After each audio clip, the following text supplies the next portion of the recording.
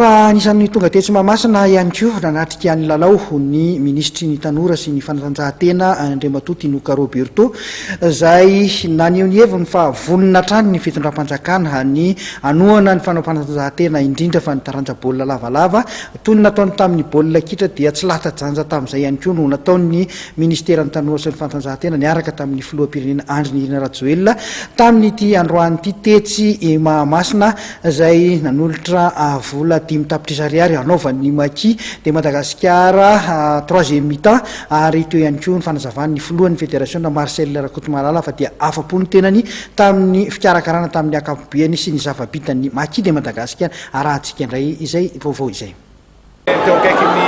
filohan'ny Rajoelina foana ny fédération rugby lalao rugby rehetra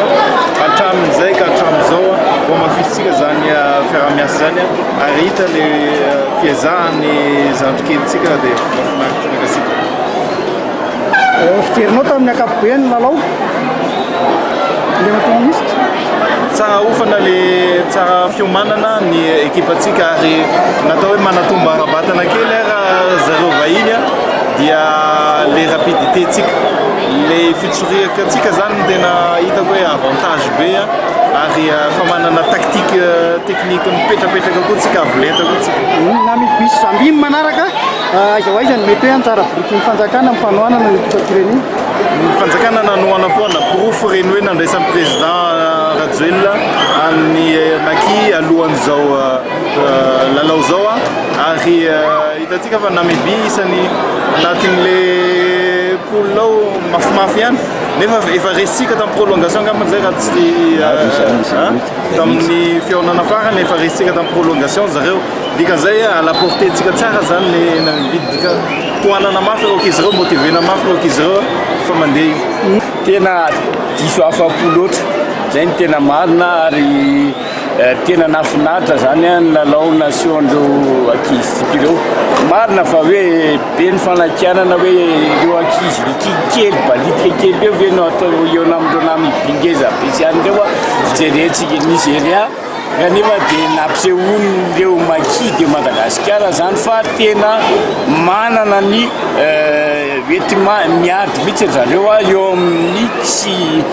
resaka alehibiazana fotsiny ihany fa ny capacité physique mihitsy tanjaka zany ary nahita tsara tsika fa nanele ary voatositsika zareo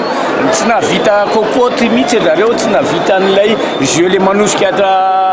eo potony any dia tonga dia mele tsy navita an'izany zareo fa tena miady mafy boakely ary mbola nampisehoan'ny boakely koa ny akingany sy ny faiza hoe mery mandeha izy sy ny akingany eo amin'ny resaka passion amin'ny 3 quart ary dia tena afapo mihitsy ary minosomana tena fa ahita vokatra tsara tsika amin'ny Namibia ary eto dia mamerina ny fisaorana ny